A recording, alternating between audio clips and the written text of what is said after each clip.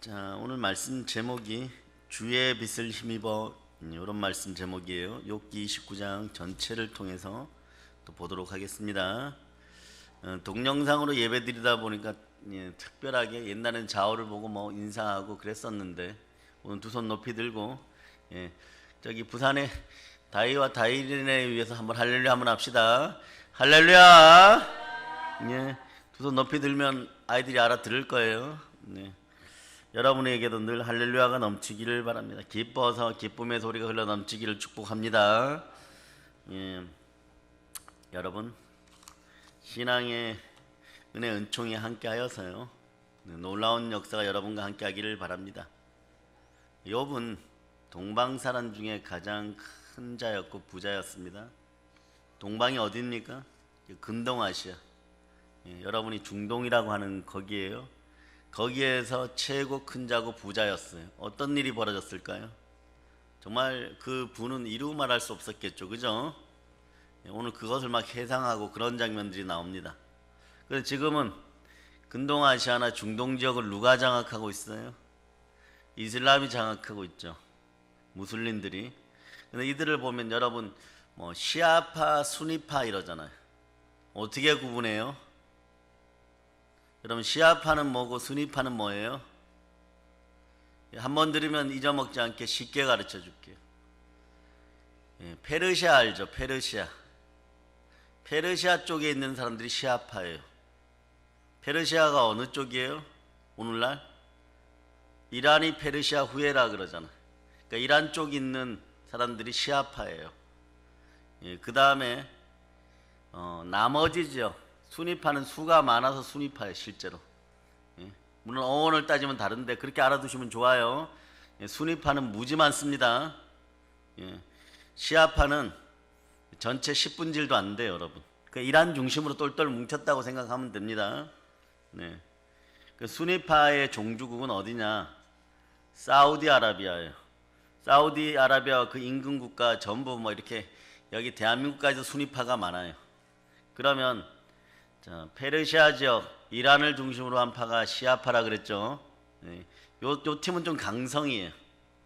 강성인데, 그러면 우리로 따지면 약간 천주교식이에요.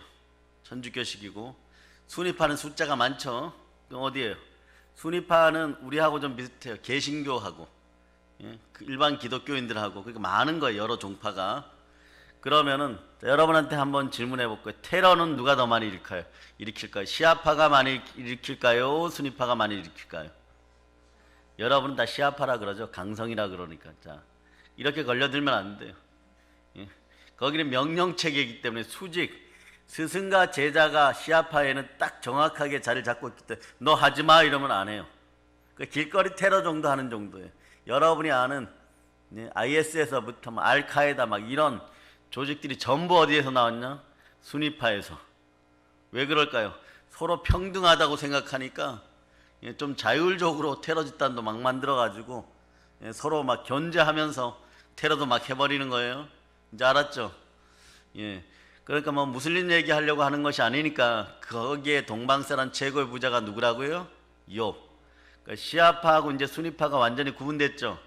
시아파는 페르시아 후예들, 이란을 중심으로 뭐 좀 더 깊은 얘기들이 있어요. 왜 이들이 그것을 주장하느냐 뭐 그런 것들 있는데 그런 내용들은 그들 계보까지는 오늘 못 나가고 수니파는 숫자가 많다. 간단하게 외우면 돼요. 아셨습니까? 그런데 오늘 본문은요. 여러분들 다 그렇죠. 왕년에 여러분의 집안에 황금송아지 없었던 분 없을 거예요. 내가 왕년에 말이야, 그죠? 내가 왕년에. 근데 오늘 그거예요, 여러분. 욥이 지난날 자신이 형통하고 부자였을 때를 회상하고 그때를 그리워하고 그 모습이 회복되기를 소망하는 것이 29장이에요. 제가 그랬죠. 신앙인이 매일 엘리바스, 빌닷, 소발 같은 사람한테 계속 얻어 터지는 것 같고 손해보는 것 같고 막 이랬는데 욥기가 전체 42장인데 26장까지 막 죽도록 막 얻어 터지고 욕먹고 막 이러는 것 같았는데요. 27장에 딱 접어들면서 부활의 신앙이 함께하는 느낌을 딱 그림자 형태로만 받았는데도 이기기 시작해요. 그러면서 28장을 지나고 29장을 본격적으로 이겨갑니다. 여러분의 신앙생활도 그럴 수 있어요. 계속 지는 것 같아요. 눈물 나는 거예요. 20년 30년 신앙생활 했는데 뭐 특별한 것이 없는 것 같고, 왜 교회를 나와야 되는지, 왜 예수를 믿어야 되는지 막 이유가 설명이 안 될 때도 있을 것 같아요. 그런데 오늘 욥은 이제 점점점 자기의 신앙이 회복되어 가고 하나님의 본심이 무엇인지를 깨닫는 순간에 이기기 시작합니다. 그래서 욥은 그 아름답던 시절, 언제요? 과거의 왕년에 여호와 하나님께서 자신을 보호하여 주셨고 햇빛같이 등불을 비춰주시고 자신의 장막에 기름을 발라주셨다고 고백하는 거예요. 자, 그래서 2절로부터 4절을 여러분이 다시 한번 읽어보세요. 시작. 나는 지난 세월과 하나님이 나를 보호하시던 때가 다시 오기를 원하노라. 그때에는 그의 등불이 내 머리에 빛이었고 내가 그의 빛을 힘입어 암흑에서도 걸어 다녔느니라. 내가 원기왕성하던 날과 같이 지내기를 원하노라. 그때에는 하나님이 내 장막에 기름을 발라 주셨도다. 저는 욥기 29장을 이렇게 면밀히 강의에 준비를 하면서 보면서 우리 믿음의 사람들이 헛되지 않았었구나. 그냥 별로 세상에서는 돋보이지 않고 세상에서 많은 것을 가지지 않고, 또 욥은 왕년에라도 있었죠. 그런데 실제로 어린 시절 부모님들 밑에 있을 때 빼고 왕년이라고 할 만한 그런 빛나는 시절이 있었던 분들 아멘 하세요. 아멘. 한 주먹 하셨습니까? 아멘. 가족 중에서 제일 돋보이셨습니까? 아멘. 뭐 이러고 어쨌거나 왕년. 그러나 지금은 아니라는 것이에요. 하나님께서 자신을 보호하시던 울타리를 거두어 가셨어요. 생명 빗줄기 하나 없는 캄캄한 암흑 속을 지금 걷고 있습니다. 그 상황 속에서 욥은요, 왕년의 모습을, 옛날의 모습을, 잘 나갈 때 모습을 기억합니다. 그러면서 그때가 회복되기를 소망합니다. 욥이 회복하기를 소망했던 왕년의 모습, 옛날 삶의 모습을 좀 살펴보겠습니다. 얼마나 잘 나갔는지, 세상적으로 얼마나 잘 나갔는지 한번 봅니다. 욥은요, 첫째로 물질적으로 거부였어요. 대단한 부자였습니다. 욥은 물질적인 풍요함이 있었어요. 6절을 한번 읽어주세요. 6절 시작. 저주로 내 발자취를 씻으며 바위가 나를 위하여 기름 시내를 쏟아냈으며. 욥에게 전내나는 소와 양이 얼마나 많았으면요, 그 젖을 짜가지고 발을 씻을 정도였다고 하는 거예요. 또 감람이죠. 우리는 성경에 감람이라는, 감람이 뭐예요? 올리브. 그리고 예수님은 어디서 부활 승천하셨어요? 베다니의 감람산에서. 그럼 우리식으로 얘기하면 이런 거예요. 베다니 있는 올리브산에서 예수님은 승천하셨습니다. 그래서 올리브산에서 보신 대로 그대로 내려오는 거예요. 그런데 올리브 나무 열매가 얼마나 풍성하고 기름이 철철 흘러 넘쳤든지 시내를 이룰 정도로 가득 찼다는 거예요. 바다의 풍부야 열방의 저보라 우리 믿음의 형제들에게 그대로 들어갈지어다. 예수 이름으로 선포합니다. 이런 능력들, 은혜가 있어야죠, 여러분. 한 세상을 살아가시면서 이런 충만한 은혜가 있기를 축복합니다. 그래서 이 표현을 보면, 자, 여호와 하나님께서 욥에게 주신 풍성한 물질의 축복을 더하여 주고 얼마나 하나님께서 이를 사랑하는지 알 수가 있는 거예요. 여러분 지금도 그렇죠. 뭐 만수르, 그보다 더 부자, 뭐 사우디 몇 번째 왕자 뭐 이러고, 그 정도, 그 이상의 부자였던, 하여튼 동방 사람 최고의 부자였어요. 그러니까 지금 뭐 순위파, 시아파를 다 합쳐갖고 최고의 부자였다고 생각하면 되는 거, 그 정도예요. 그러면 여러분 뭐 상상이 가겠죠. 그런데 지금 욥의 형편이 지금 어떻습니까? 이럴 수는 없다 이러는데, 자신의 가려운 거 긁을 그런 어떤 효자손 하나 없어가지고 질그릇 조각 하나 가지고 자기 헌데 고름이 질질 흐르고 딱지가 지는 거기를 얼마나 또 가려운지 막 긁어대고 있는 거예요. 이거 오늘 욥기를 이렇게 보면서 조금 전에 기도하다 보니까 여기 뒤에 방석에 말이에요, 사체가 하나 있어요. 사체가 파리도 아니고 모기가 이렇게 누워있어. 정신이 번쩍 들어요. 벌써 모기가 오고 있습니다. 이런 것들이 조금 늦게 오면 참 좋을 텐데, 이 나라의 모든 것들이 정상적으로 돌아가기를 선포합니다. 그런데 지금은 그 많던 재물들이 다 사라지고 빼앗기고 없어졌어요. 물질적으로 그만큼 부자였다는 걸 일단 돌이키는 거예요. 근데 사람이 사람을 바둑도 복기라고 하는데 자기 자신을 돌이키기 시작하는 순간에 하나님을 만나게 되어 있어요. 지금 하나님을 만나가는 과정이에요, 여러분. 그리고 그 다음에 보면 욥은 사회적 지위가 상당히 높았어요. 우리가 생각하는 것 이상이었어요. 7절에서부터 10절까지 한번 읽어주세요. 그때에는 내가 나가서 성문에 이르기도 하며 내 자리를 거리에 마련하기도 하였느니라. 나를 보고 젊은이들은 숨으며 노인들은 일어나서 서며 유지들은 말을 삼가고 손으로 입을 가리며 지도자들은 말소리를 낮추었으니 그들의 혀가 입천장에 붙었느니라. 아멘 할렐루야. 당시 지역 유지들이 주로 머물던 자리가 어디냐? 성문 자리예요. 분깃이나 능력 있는 사람들이 성문 자리에 앉아서 회의를 했어요. 그 유대 사람들은 늘 조금 상당히 지혜로운 것 같은데 로마 사람들이 평가할 때는요 상당히 어떤 무지하거나 또는 단순할 수도 있어요.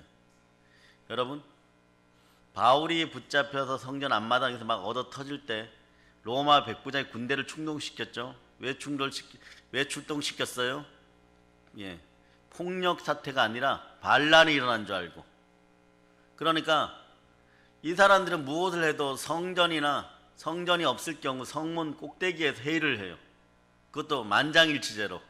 그래서 이런 거죠. 이번에 로마 군인들 100명을 죽일 반란을 일으킵시다 이러면은 어디서 하느냐? 성전 앞마당에서 하는 거예요. 그러니까 로마 사람들은 무엇만 하면 됩니까? 오로지 하나님께 의지합니다 이러면서 그들이 회의하는 걸 멀리서 망대에서 지켜보다가 반란 기미가 있으면 군대를 출동시켜 버리면 되는 거예요. 지금 마찬가지로 이 성문 자리는 그래서 아무나 올라가는 것이 아닙니다. 지역 유지들이 올라가요. 그러면 욥이 나가면 욥의 자리를 마련해주고 그리고 얼른 반겼다는 것이에요.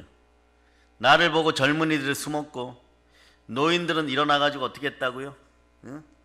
욥을 보면서 일어나 존경을 표시했고 힘 좀 쓴다고 거들먹거리는 그런 청년들도 욥을 보면 길을 양보했고 유명한 사람들도 욥 앞에는 언행을 조심할 정도로 그 지역 사회에서 상당히 그 권세나 위치가 높았어요. 그러나 현재 욥은 어떻습니까? 엘리바스, 빌닷, 소발 친구가 찾아와 가지고 저주하고 공격해도 그런데 아무런 어떤 대책도 못 세우고 방어도 못하고 세상의 중심에서는 완전히 멀어진 처지가 되었어요. 여러분 인생 가운데도 가끔 이럴 때가 있어요. 하나님이 정녕 나를 버리셨습니까? 이럴 때. 나의 아버지 정녕 나를 버리시나이까? 이럴 때. 신앙생활 하면서. 그런데 정말 어떤 때는 여러분 그렇잖아요. 덥거나 추운 더운 여름날, 추운 겨울날 지치고 지쳤는데 냉수 한 잔 못하고 어쩔 수 없이 교회 와서 허우적댈 때도 있어요. 그럴 때는 하나님 정녕 나를 버리셨습니까? 이러는데 결코 오늘 말씀을 보면서 아니라는 사실들을 여러분이 깨달아 아시기를 바랍니다. 자, 마음이 자꾸 열려가고 회복돼요. 그리고 세 번째는 욥은 과거의 말이에요. 이웃 사랑을요 선하게 실천하는 도덕적이고 훌륭한 사람이었어요. 자, 11절로부터 15절 큰 목소리 읽어줘 보세요. 귀가 들은즉 나를 축복하고 눈이 본즉 나를 증언하였나니 이는 부르짖는 빈민과 도와줄 자 없는 고아를 내가 건졌음이라. 망하게 된 자도 나를 위하여 복을 빌었으며 과부의 마음이 나로 말미암아 기뻐 노래하였느니라. 내가 을을 옷으로 삼아 입었으며 나의 정의는 겉옷과 모자 같았느니라.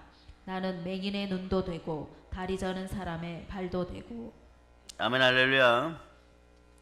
욥은 가난한 사람들과 고아와 가부의 후원자가 되어주고 그들을 빈곤에서 건져내줬고 자신에게 주신 물질의 복을 혼자만 누리는 것이 아니었어요. 그런 전전부자가 되는 거예요, 여러분. 하나님의 성령이 임재한 사람들은요, 보세요, 도르가 같은 그런 인생이 되면 죽었던 목숨도 다시 살아납니다. 과부 다비다는 죽었다가도 살아나는 것이에요. 그런데 늘 구제에 힘쓰기 시작하니까 어떤 일이 벌어지냐? 자, 다비다와 도르가와 욥의 공통점 중에 하나가 뭐냐? 구제하는 걸 좋아했다는 거예요. 내 이웃을 내 몸같이 사랑했다는 것이. 근데 구제의 은사 중에 첫 번째가 하나가 뭡니까? 개인적인 성령의 은사가 임하고, 성령의 은사가 임하면 부흥이 온다는 것이에요. 개인의 은사뿐만 아니라 부흥이 온다는 것이에요, 여러분. 그러니까 남의 머리 될 전정 꼴이 되지 않고 민족과 나라 위에 꽂을 수 있는 그런 인물이 되는 것이에요. 하나님의 통로가 되었다는 거죠. 여러분, 중요한 것은 여러분 그 정도 되시기 바랍니다. 민족에게 구워주는 부가 여러분에게 드러나기를 바랍니다. 충만한 부요가 함께 하기를 바랍니다. 그러려면 하나님의 통로가 되어야 돼요. 성령으로 하나님의 통로가 되어야 될 줄 믿습니다. 예수 피의 건세로 말미암아 여러분 인생 가운데 생명의 통로, 부의 통로가 열림을 선포합니다. 하나님의 통로가 되어 마치 사막 한가운데 만들어진 수로같이 말이에요. 메마른 곳에 적절한 때 필요한 물질을 전달하는 역할을 상당히 잘 감당했던 것 같아요. 아니면 일부러 찾아다녔던 것 같아요. 또 맹인과 다리 저는 사람의 눈과 발이 되어서 이 사람들 돌보아 줬습니다. 그러나 지금은요, 본인이 경제적 약자가 되었어요. 정말 연약한 육체를 가지게 되었습니다. 욥의 빈곤을 채워주거나 욥의 가려운 피부를 위해서 기름을 바르거나 이렇게 치료해 줄 사람이 단 한 사람도 없는 거예요. 이때 예수님이 생각납니다. 예수님은 욥보다는 나았어요. 욥보다는 나았습니다. 막달라 마리아를 비롯해서 여인들이 말이에요, 향유가 든 옥합을 가지고 와서 그 머리에 붓고 장사를 예비하고 그의 발을 머리카락으로 씻기우고. 근데 욥은 그거마저도 안 되었던 그림자 시대를 살아갔습니다. 부자일 때 그렇게 많이 베풀었는데 큰 사람도 와가지고 기름 한번 발라준 적이 없었고 연고 한번 발라준 적이 없다는 것이에요. 그런데도 욥은 과거를 돌이켜보니까 더 속상할 거예요. 늘 욥은 약자의 편에 서서 사회적 공의를 세우는 역할을 했습니다. 하나님의 보좌의 기초, 주의 보좌의 기초는 의와 공의예요. 그럴 때 인자함과 진실함이 따릅니다. 자, 16절, 17절 여러분이 한번 읽어주세요. 16, 17절. 빈궁한 자의 아버지도 되며 내가 모르는 사람의 송사를 돌보아 주었으며 불의한 자의 턱뼈를 부수고 노획한 물건을 그 이새에서 빼내었느니라. 욥은 주의 속성 중에, 하나님의 속성 중에 이 공의를 잘 이어받았어요. 불의한 걸 참지 못했습니다. 잘 알지도 못하는 사람이라고 할지라도 어려움에 처했을 때 우리는 그러죠. 약간 비겁하더라도 그냥 번거로운 것이 싫다. 보통은 모른 채 하기 쉬우나 욥은요, 그런 사람 약자들의 송사를 공의롭게 해결해 주기 위해서 노력했어요. 여러분, 불의한 자가 힘으로 무엇을 빼앗은 것은요, 반드시 되찾아 주었습니다. 이 사람들을 벌하고 빼앗은 것을 주인에게 돌려줬어요. 그러니까 불의한 자의 턱뼈를 부수고 노획한 물건을 그 이빨 사이에서 빼내었느니라. 고기 잘못 먹다 보면 이빨 사이에 끼죠. 그렇게 빼내듯이 빼내어서 그거마저도 다 찾아서 주었다는 거예요. 그런데 그 공의가 욥에게는 지금 적용이 안 되는 것처럼 보입니다. 왜? 욥의 새 친구가 와갖고 막 힐난하고 옛날에 욥에게 상당한 은혜를 받고 술잔을 받아먹고 떡을 받아먹고 밥을 받아먹고 이랬던 인생들이 욥이 쫄랑 망해서 기와장으로 지금 종긴 한 대나 긁고 있으니까 너는 나보다 못하다 이런 식으로, 너는 죄를 지었고 율법주의로 생각해서 죄를 지었으니까 네가 지금 이 고난을 받고 있지, 막 이러고 공격하고 있는 거예요.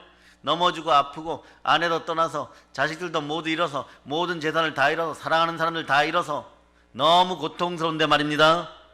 그런데 지금 이 순간에는 그 누구도 욥의 편에서 도와주는 사람이 없어요. 이럴 때 누가 함께 하십니까? 예수 그리스도가 여러분과 함께 하십니다.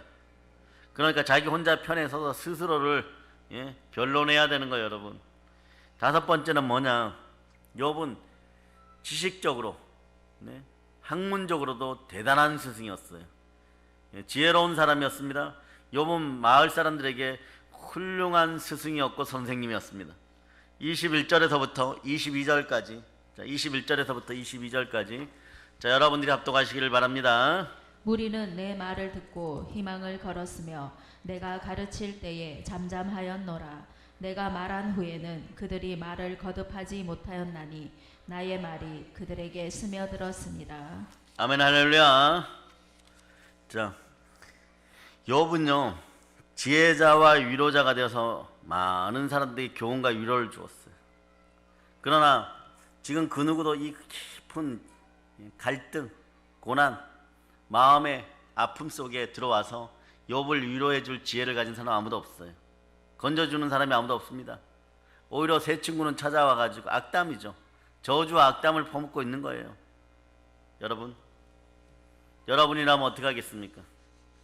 분기탱천하시겠습니까? 그런데 오늘 봄철 너무나도 아름다웠던 목련의 꽃잎을 한번 생각해 보시길 바랍니다. 목련이 필 때면죠. 양희은 씨가 목련이 필 때면 생각나는 사람은 그렇게 불렀나요?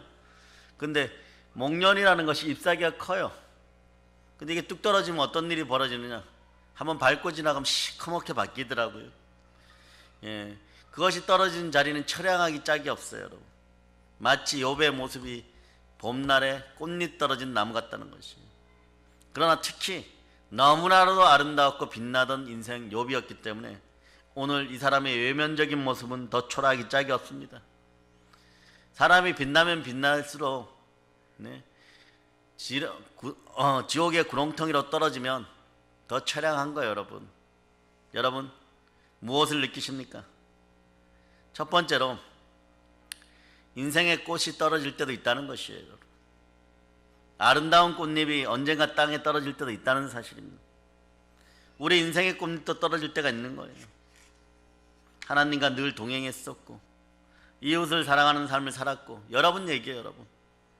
그런 욥에게도 인생의 고난이 안 찾아오는 것이 아니라 대단히 세게 찾아왔다는 거예요, 여러분. 그렇다면 그리스도인의 삶에서 얼마든지 말이에요, 여러분의 삶에서도 고난이 찾아올 수도 있다는 것이에요. 그러나 고난 속에서 진정한 참된 삶의 의미를 발견하는 여러분 되시길 바랍니다. 여러분들은 하나님의 생기를 품고 태어난 것 자체만으로 복이라는 걸 아시기를 바랍니다. 그리고 우리는 스스로 언젠가 떨어질 꽃잎들임을 또한 기억하시기를 바랍니다.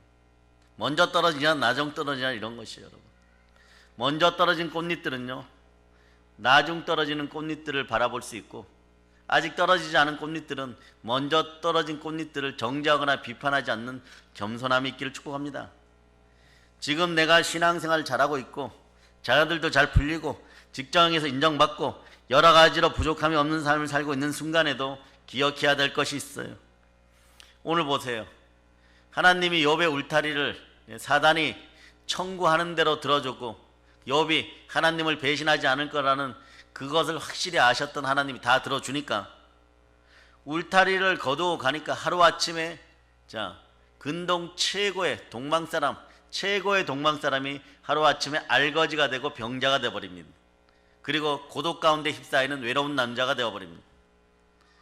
우리도 마찬가지 울타리를 거두어 가시면 하루아침에 이 모든 것이 사라질 수 있는 것임을 기억하시기를 바랍니다. 오직 우리에게 주어진 하루의 길을 묵묵히 주 예수 그리스도와 친밀하게 평강 가운데 걸어갈 수 있는 축복이 여러분과 함께 하기를 바랍니다. 그가 이왕이면 영혼이 잘된 같이 범사가 잘되고 강건하고 이런 역사가 일어나라고 하는 것은 주의 종의 마음일 뿐입니까? 저는 사실 여러분들이 영혼육이 잘되고 범사가 잘되고 강건하기를 축복합니다. 이왕이면 동방나라 전체에 꾸어질 수 있는 그런 큰 인물들이 되시기를 축복합니다. 하나님의 통로가 되시기를 축복합니다. 그러나 여러분이 두 번째로 알아야 될 것은요, 꽃이 떨어진 자리, 꽃이 진 자리라 그러죠. 그러나 가실수들을 보면 꽃이 떨어진 자리에서 열매가 맺힌다는 사실 여러분이 아시기를 바랍니다. 꽃이 지면 인생은 서글픕니다. 봄철 꽃잎들이 비와 바람에 다 떨어지면요, 모두들 아쉬워하죠. 그러나 조금 있으면 열매들이 맺히기 시작한다는 사실 여러분 아시기를 바랍니다. 꽃이 져야 그 자리에 열매가 자라납니다. 마찬가지로 우리 인생의 건강의 꽃잎이 떨어지고 물질의 꽃잎이 떨어지고 사랑하는 자의 꽃잎이 떨어지고 믿었던 꽃잎들이 하나 둘씩 떨어져 갈 때 아버지 하나님께서는, 천지를 창조하신 나의 아버지께서는 그 아픔의 자리에 열매를 충분히 준비하여 준다는 것이에요. 그 열매가 충분히 잘 맺혀지는 여러분들 되시기를 바랍니다. 그러므로 여러분, 심은 대로 거둔다는 것을, 뿌린 대로 거둔다는 것을 반드시 기억하시기를 바랍니다.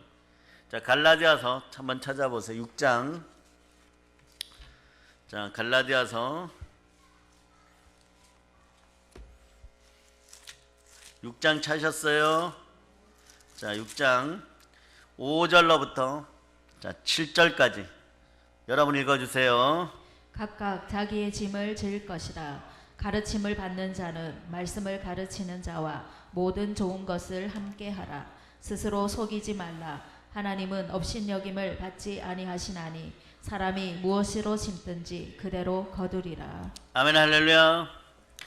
이번에 이런 시간과 절기들을 보내면서 더욱더 하나님께서 분명히 알려주시고 보여주시는 것은요, 공의롭습니다. 하나님은 거짓된 것에 만월이 속아주지 않습니다. 반드시 여러분이 행한 만큼, 믿음의 실천이 있었던 만큼 돌려받는다는 것을 기억하시기를 바랍니다. 네. 오늘 말씀들을 이렇게 보면 아직까지는 욥이요, 여기에만 주목하고 있어요. 잃어버린 것에만 주목합니다. 고난을 당하는 욥이 우리의 모습일 수 있어요. 그러나 점점점 그림자 시대이기는 한데 그리스도를 만나기 위해서 걸어가고 있습니다. 부활의 신앙인 거죠. 변호자 되시고 중보자 되시고 심판주 되시는 예수님을 만나기 위해서 다가가고 있습니다. 그럴 때 욥이 점점점 이겨갑니다. 깊은 소망으로 채워집니다. 귀로만 듣던 하나님을 결국은 욥기 42장에서 눈으로 보게 되는데, 그때는 동방사람 중에 제일 큰 자였는데 그거보다 갑절로 복을 받게 된다는 사실을 여러분이 알고 있습니다. 욥기 후반에 회복된 그의 삶은요, 대단한 것이에요. 그러나 이런 모습을 제외하고라도 오늘 전체를 읽어보면 욥이 이겨가고 있구나, 여러분도 깨닫게 됩니다. 여러분도 결국 이기게 됩니다. 지금 이겨가고 있습니다. 그리고 과거에 여러분들이 신실하게 행했던 그 믿음들이 결코 하나님이 잊어버린 것이 아니라 여러분들이 힘들고 어려운 날에 횟수대로 갚아줄 것을 여러분이 아시기를 바랍니다. 하나님께서는 반드시 대갚아 주십니다. 반드시 좋은 것으로 채워주실 줄 여러분이 아시기를 바랍니다. 욥의 내면에는 더 아름답고 더 값진 소망의 열매들로 알차게 채워져 가고 있는 거예요. 소망으로 집중하는 여러분들이 되시기를 바랍니다. 네. 그 세 번째는 인생의 법칙 중에 하나이기는 하지만 욥기가 얘기하고 싶은 것은, 욥을 통해서 아는 것은, 내 영혼마저 멸하시는 하나님을 두려워하고, 네, 우리 육신만 멸하는 인생을, 사람들을 두려워하지 말라. 이 교훈을 여러분이 오늘 아시기를 바랍니다. 즉 무슨 얘기냐, 내가 도움을 준 사람들이 반드시 은혜를 갚는 것이 아니라는 사실이에요. 기독교회는 그냥 흘려보냅니다. 메소포타미아 강에서 그냥 사랑으로 빵을 흘려보냅니다. 누군가 굶어 죽을 사람이 하류에서 받아서 먹고 그 생명이 연결되어서 살아나고, 또한 그가 조금 더 부욕해 되었을 때 또 빵을 흘려보냅니다. 이것이 기독교인의 삶인 것이, 여러분, 욥은 하나님의 통로가 되어 수없이 많은 사람들에게 도움을 줍니다.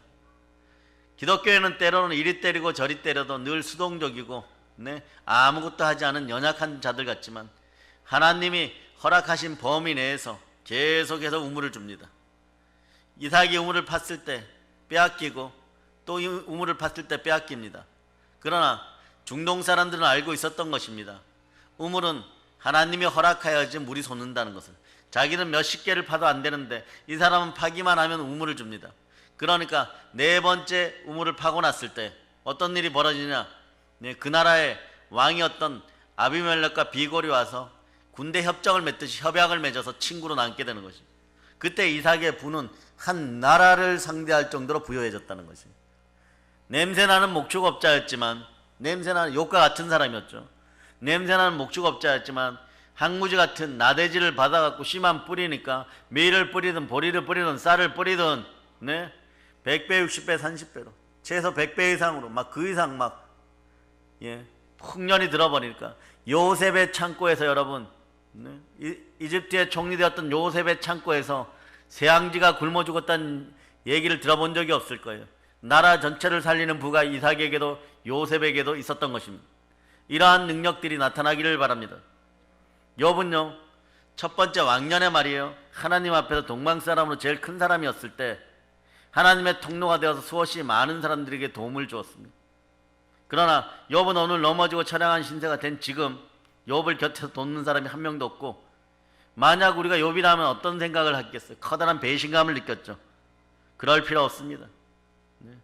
그럼에도 불구하고 우리는 그냥 더 사랑할 수 있기를 축복합니다. 계속해서 하나님의 도구로 자신을 드려야 됩니다. 하나님이 여러분을 어루만져 주는 시점이 있습니다. 그 시점이 다가오면 하나님의 타이밍에는 1초도 늦지 않고 하박국이 기도하고 노래하였던 것처럼 하박국 선지자가 기원하였던 것처럼 욥에게도 이런 역사가 일어나서 갑절로 받는 시점이 다가온다는 것이 여러분들은 하나님의 눈이 여러분에게 머물 수 있기를 축복합니다.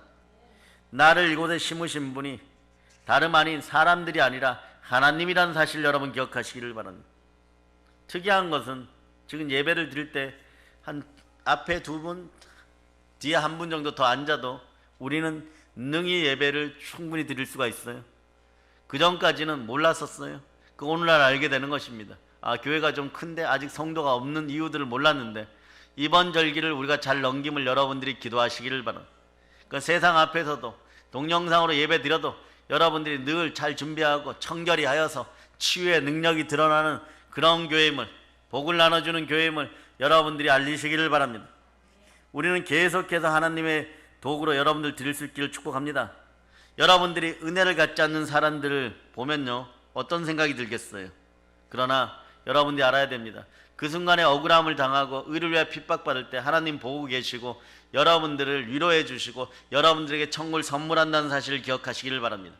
하나님이 이때 나를 충성되게 여기고 이 자리에 심으신 분이 아버지 하나님이시기를 얼른 아시기를 바랍니다. 그럴 때 얼른 알아차릴 때 생명과 평안이 여러분과 함께 한다는 사실 여러분이 오늘 깨달아 알게 되는 것이고 이것이 믿음으로 여러분 속에 자리 잡기를 축복합니다. 그때 우리는 계속해서 실족하지 않고 성령의 열매뿐만 아니라 영적인 열매뿐만 아니라 전도의 열매뿐만이 아니라 물건에 대한 열매들도 주렁주렁 맺게 됨을 여러분 이제 아시겠습니까? 사랑하는 여러분, 오늘 내 삶에 떨어진 꽃잎이 안타까울 수 있습니다. 아름다웠던 내 꽃잎들을 바라보면요, 지난날의 내 모습을 바라볼 때 여러분 마음속에 비참함이나 회한이 들 수도 있어요. 그러나 꽃잎이 진자리가 가렵지 않습니까? 조심조심스럽게 움트는 열매의 기운들을 맛보는 여러분 되시기를 바랍니다. 하나님께서 우리 아픔의 자리에도 소망의 열매를 준비하고 계신 좋으신 아버지이십니다.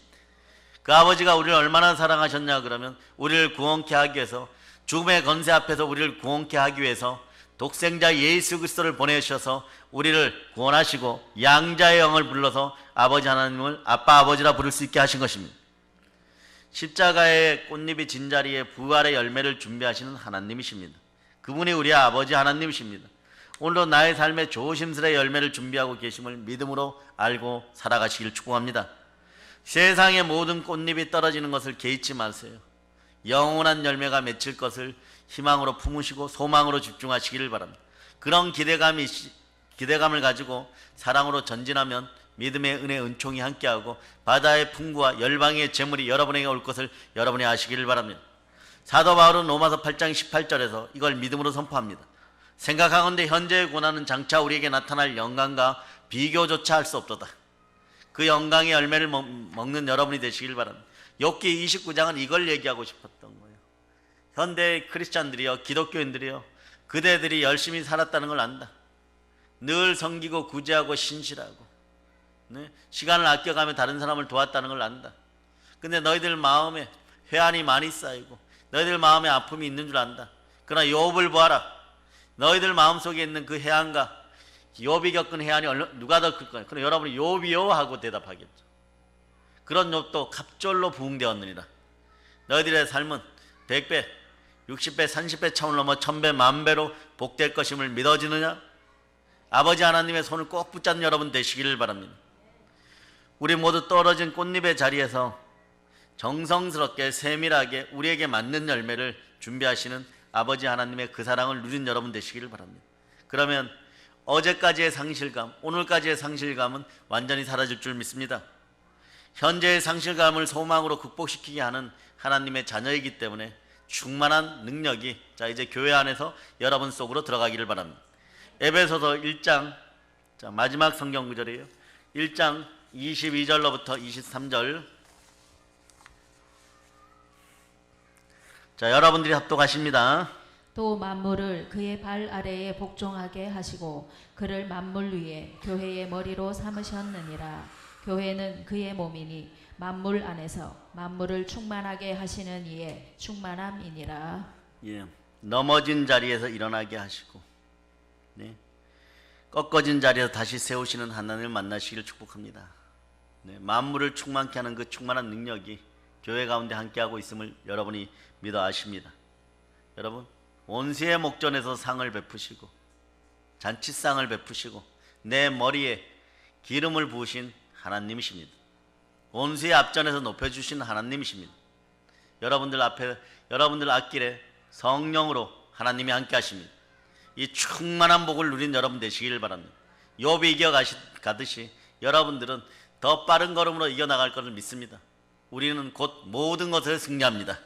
이제 성령 충만하여서 땅끝까지 복음을 전하는 여러분 다 되시길 예수님의 이름으로 축복합니다. 보혈 런칩니다. 아멘 할렐루야.